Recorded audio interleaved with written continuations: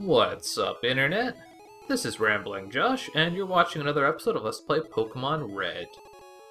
Today we are here in Cerulean City, and there are a couple of interesting things to note here. One is we have the bike shop here. So if we go inside, there's bikes here. Could buy one? If we had a million whatever the currency of this game is.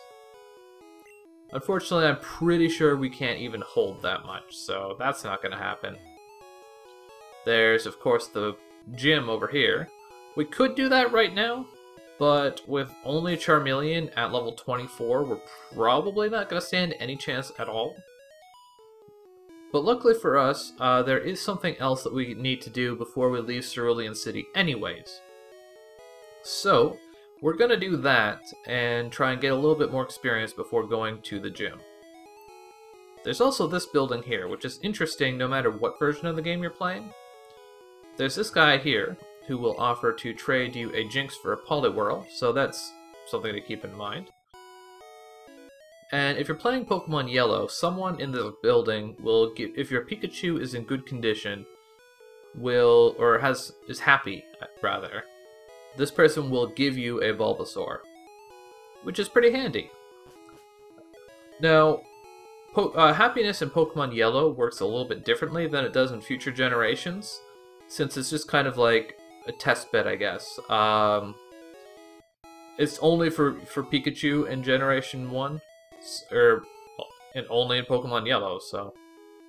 And I believe all it comes down to in that game is if your Pikachu if you're using it in battle, you're not just stashing it in the PC and it's not dying every turn or something ridiculous like that, then your Pikachu's probably going to be happy enough and everything is going to be just fine.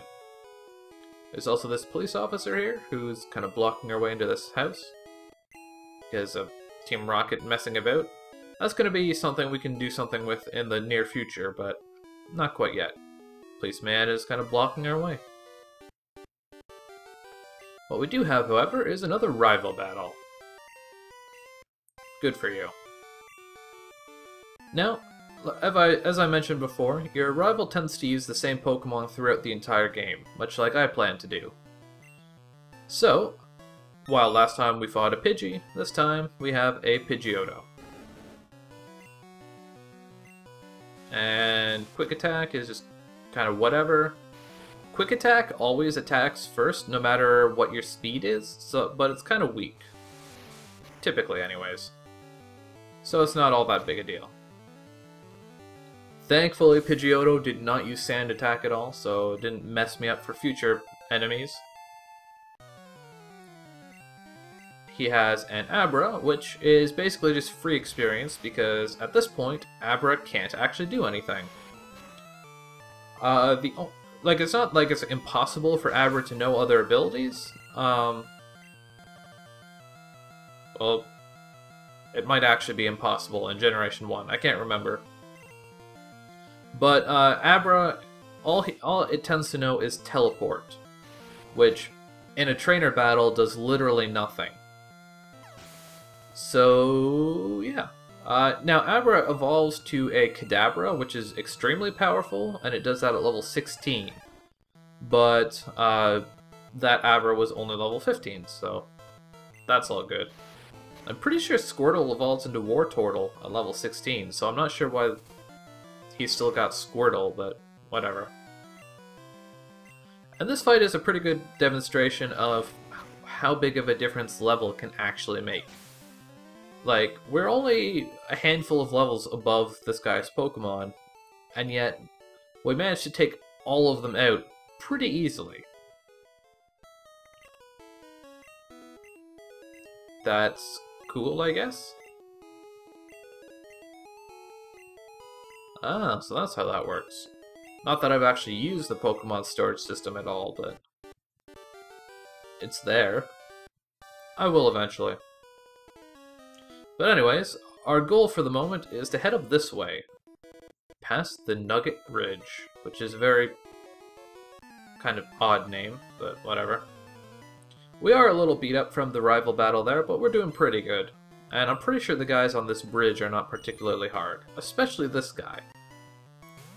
Certainly none of the enemies on this bridge are going to be as hard as the rival was, so... I just keep calling him the rival because that's what he's usually referred to as. His name is Blue, because that's what I named him, but... whatever. As long as you know who I'm talking about, then it doesn't really matter. Die by my fire! I've always been kind of curious how exactly Charmander and Charmeleon does Ember. I guess Charizard too. Like, it doesn't seem like an attack that would be like a breath attack, like you're breathing fire at them. Like Charmander and Charmeleon and Charizard, they have like a burning tail, so I always just imagine that Ember is just them like whipping the enemy with their tail, which is kind of an amusing thing to think about. Now, one thing about Mega Punch is I believe that it actually has a little bit lower accuracy than your average attack, which is how it gets such a high power. But in the end of the day, it's whatever accuracy it may lose, which I might even be completely wrong about that, but it's fairly negligible, whereas like it's more than a good trade-off for the amount of power that you get out of it. So I wouldn't worry about it. Yeah. Stuff and words and things. Oh, Rattata. Rattata. However you want to pronounce it. You did not die, unfortunately. But luckily you didn't hit me with Hyper Fang. I'm pretty sure Hyper Fang actually has the same like power and accuracy as Mega Punch, so that should say something as to how powerful Hyper Fang actually is. It can be very useful. You may recall at the beginning of the game I was saying how there's a period of time where Rattata can actually be very strong, and that's purely by the strength of Hyper Fang.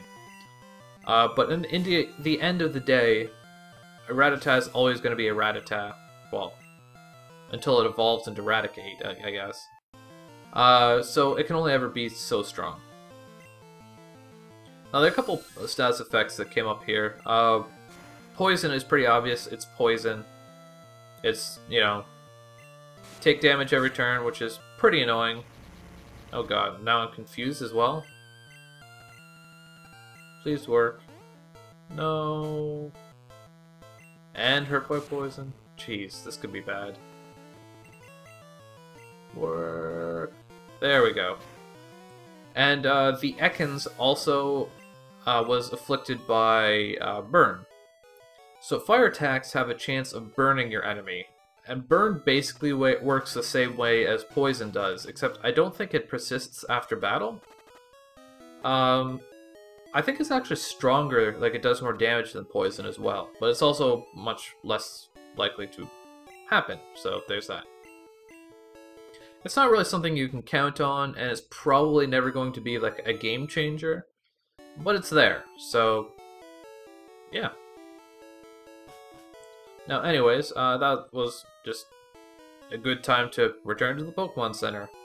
Obviously I've got antidotes, so I could have cured that poison, but Charmeleon was at a very low HP anyways, so... And it's not like the Pokemon Center's that far away. Number 4. See what you got.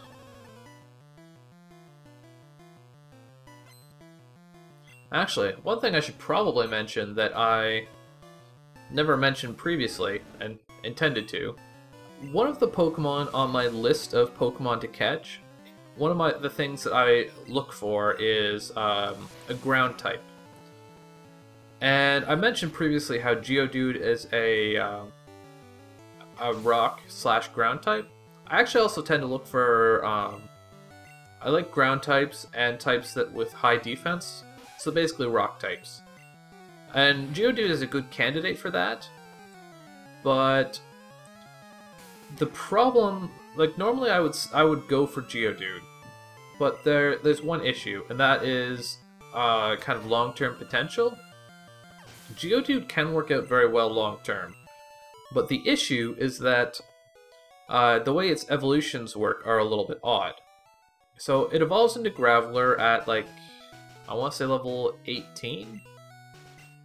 Just use Antidote on Charmeleon real quick. And up here we have number 5, who is, I believe... Oh, no, never mind. So it evolves at level 18 to Graveler, and Geodude also has a final evolution form by the name of Golem. But the problem is, the only way to evolve Graveler into Golem is by trading it. So that obviously raises problems, because for one, I can't really trade when I'm doing this LP. And for another, well, I mean, I guess it's kind of problematic that when you trade, like, you're giving the Pokemon to someone else and then it evolves. You could just... What the heck is going on with the music here? That was kind of odd. You could just trade and say, I'm gonna trade, but you have to trade me back or whatever. So we get a nugget for clearing the Nugget Bridge. And this guy's like, you want to join Team Rocket? You don't even get the chance to say yes. I don't know what's up with my emulator right now. Well, whatever. So yeah, anyways. I would like to go with Geodude. Golem fits my requirements quite well for a ground-type Pokemon. And because it's actually ground-type, it does get same type attack bonuses from ground-type attacks. Like, a lot of rock-types can learn earth-type attacks, even if they aren't partly ground-type. But because I can't evolve him all the way to Golem on my own, it kind of takes him out of the running a little bit. Which is kind of unfortunate, but whatever. The fact of the matter is, actually, that ultimately, because I'm playing the red version, I kind of have to make a... I kind of have to settle in terms of what Pokemon I choose to go for that slot in my party. I would like to go for Golem. Golem would probably be my first choice. The second choice would be Sandshrew. But unfortunately you can't catch Sandshrews in red version. You can only catch them in blue and I believe yellow. Can you catch them in yellow? I don't know. Anyways, we're poisoned, but it's all good. So up here we find TM45. What's in that?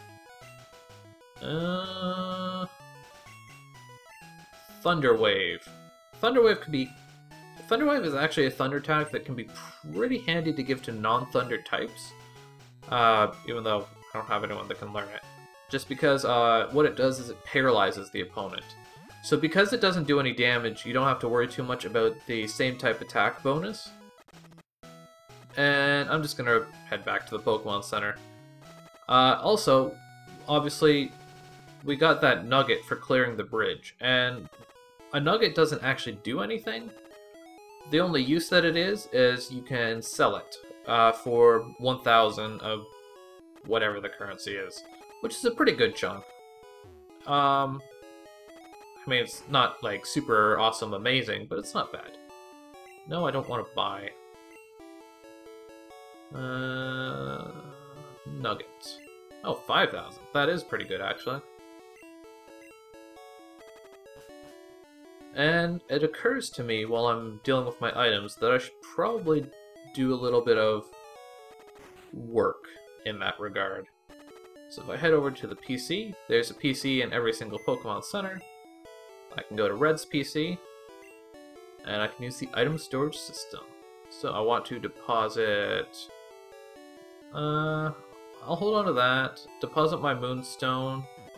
I could sell it, but I don't really care too much about money. Basically, I'm not going to be using it, so... yeah. Store the Helix Fossil. Not going to need that for a long time. Thunder Wave, right. I'm not going to need that. And these were Bide. And TM12 was Water Gun. Which, I don't think I'm going to need that either. I could store the Rare Candy, but I'm probably going to want that fairly soon. How much health does my 9 health?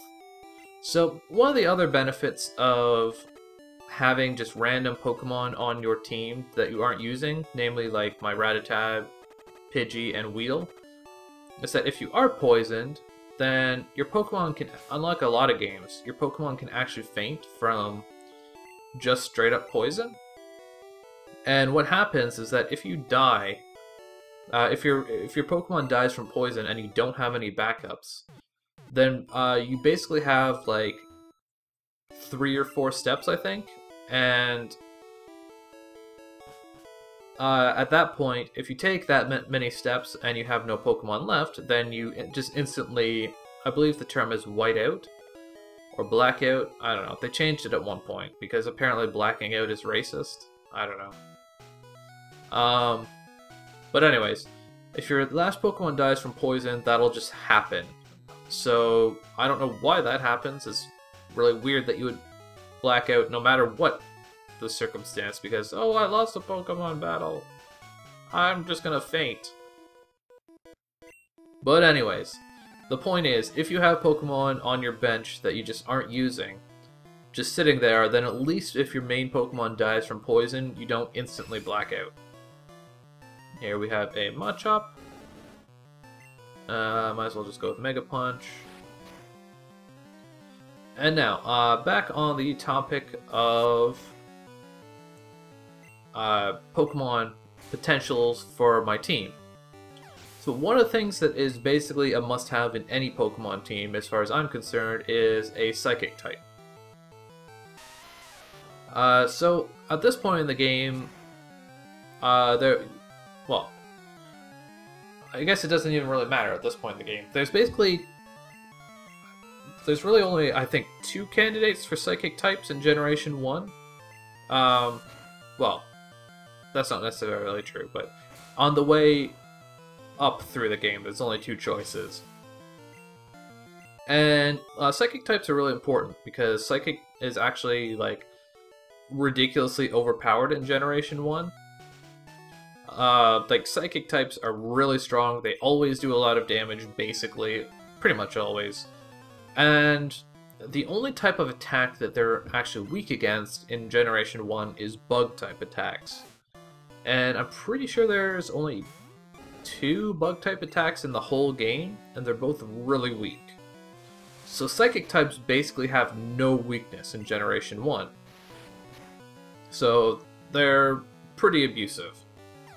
Now, there are basically 2 options for Psychic type Pokemon, and one of them I could technically do right now, and that is Abra. We saw that our rival had an Abra, and Abra evolves, like, basically Abra is completely useless until level 16, but then it evolves into Kadabra, and Kadabra is incredibly powerful. And that's one way we could go. But there are 2 reasons why I'm going to choose not to go that way.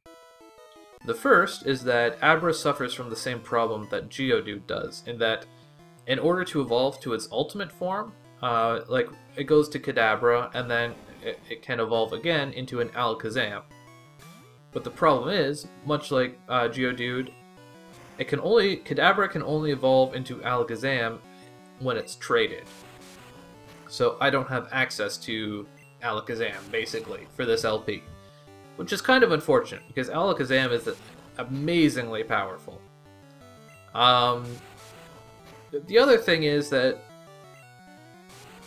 like, basically everyone who plays Generation 1 Pokemon always goes for Kadabra, unless they just can't be bothered to catch an Abra, because they can be pretty annoying to catch. The only thing they know is teleport, so, and they're usually, I think they're pretty fast, maybe? Maybe not. But anyways, the point is, because all they know is teleport, and if you're encountering an wild Abra and they use teleport, they instantly run away. Basically, the only chance you have of catching an Abra is if you catch it on the first turn, and it's successful. And you can find Abras in this wild grass here, but they're also fairly rare. So you have to find an Abra, and then you have to successfully catch it. which is another reason to not bother with Abra, because it's a lot of work to catch it, and then you have to level up to level 20, or level 16 rather, and it's just a lot of work. And everyone, like, Abra is just like the go-to psychic Pokemon, so I decided to go for the other candidate, which I don't think is as good, but it's good enough anyways. Now Slowpoke here is actually using a psychic type attack, Confusion, but Slowpoke is bad, so it's not very powerful. Slowpoke is also water type, so it doesn't get the same type attack bonus on psychic attacks. So there's that. So we're almost through this area. Just to save a little bit of time, I'm going to use an escape rope here. Oh, I can't actually do that. Okay, well that's kind of annoying. Escape ropes are an item that when you use it, it instantly takes you back to the last Pokemon Center that you visited. But apparently you can only do that if you're inside like a cave or something like that, so I can't just use it when I'm out in the world. Which is kind of unfortunate, but whatever. So I just gotta walk all the way back here. And we're back in the thick of it. I'm sure he is. So, we've got a last here to kill, and I'm pretty sure that we're almost through with this section. Which, I mean, it's good to be almost done with things, but at the same time, I kind of was hoping Charmeleon would get to a little bit higher level. Of course, we're not done yet, so there's no telling how high exactly he will get, but we'll just have to see how it goes. That was a really powerful critical hit. 3 whole damage. I guess that what happens when you almost double your opponent's level. Level differences, they make a big difference at this level. When you get higher up into the levels, then it doesn't make as much of a difference. Like, how should I put this? Like, basically, the difference between level 10 and level 20 is pretty big. That's double the level. Whereas the difference between level 50 and level 60 is nowhere near as big. At that point, it comes more down to what type your Pokemon are and what level or what your strategy is. The level is obviously still going to make a difference, but it's not as big a handicap if you're lower level. One thing actually that I could note is something that this guy kind of demonstrates is the way that enemy trainers work in this game is that the number of Pokemon that they have and the level of their Pokemon kind of evens out. So you'll notice that this guy has 4 Pokemon, 2 of which are dead already, but they're only level 13. So because he has what's a fairly high number of Pokemon for just a random trainer out in the world, because he's got a fairly high number of them, they're all fairly low level. Whereas if a trainer only had 1 Pokemon, it would be a pretty decent level. Of course, enemy trainers suck, so their level is probably always going to be kind of low. Especially if you're like me and are focusing on a single Pokemon, but that's kind of neither here nor there. So, yeah, that's a thing. Now this guy, we can see that there's a item in there, and there's 2 ways to get to it. One is there's a shrub over on the right there that you can use Cut on, but we don't know Cut yet. The other way is that if you may have noticed that different trainers have different kind of sight ranges, like areas where they can actually will walk up to and challenge you. So this guy, we can walk right by him, but if we get one closer, he'll come up to see us. And because he had to walk all the way up to us, we can see that the path back to the item in the back there is actually open. So that's kind of nifty. It's something to keep in mind is how how far trainers may or may not be able to see, and how far they have to walk to get to you. The one thing to note about that is that if you leave the area and come back, for example, if I were to... No, I don't want to change Pokemon. If I were to go to the Pokemon Center and come back to this area, then everyone would be reset to their normal positions. So, a situation like this guy would still be standing right here, and I wouldn't be able to get to this, but obviously I have it now, so that is not a problem. TM19. Seismic Toss. Seismic Toss can be decent. Can I teach it to Charmeleon? Yes. I guess it's better than Rage.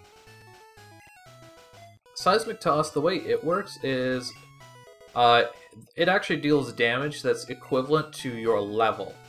So, since Charmeleon is currently level 28, Seismic Toss will always do 28 damage. And there are two situations where attacks like that are useful. The first is if you are facing an enemy with exceptionally high defense, and you don't have a good way to get around that defense. In Charmeleon's case, usually that option is Ember, which is probably going to be better anyways. So it's not super useful in that situation, but typically if you're going up against like a rock type and you don't have particularly high special ability or anything like that, the Seismic Toss can work there. There are other abilities that work similarly as well, but Seismic Toss is just what I have right now. The other situation where Seismic Toss can be useful is if your Pokemon doesn't have a particularly high damage output normally. So for example, if I had gotten a Geodude, then I would give him Seismic Toss. Reason being, for one, his damage output... How should I put this? Geodude often relies on normal type attacks to do all of his damage. He doesn't really have a very high special. So even though he can learn rock type attacks and ground type attacks, they often don't do super high amounts of damage. So if either he didn't know those attacks or whatever, and he was going up against another rock type, he could use Seismic Toss and bypass that other rock type's defense and the fact that rock types are strong against normal type attacks. So anyways, we arrive here at this place. We talk to this talking Pokemon who is actually Bill. Indeed. That's kind of unfortunate. That's actually kind of really creepy. So he goes in there. We turn on the teleporter cell separator. That's some pretty high-tech stuff you got there, Bill. Yay, success! So, what happened to the other Pokemon? Did it just die? Indeed you do.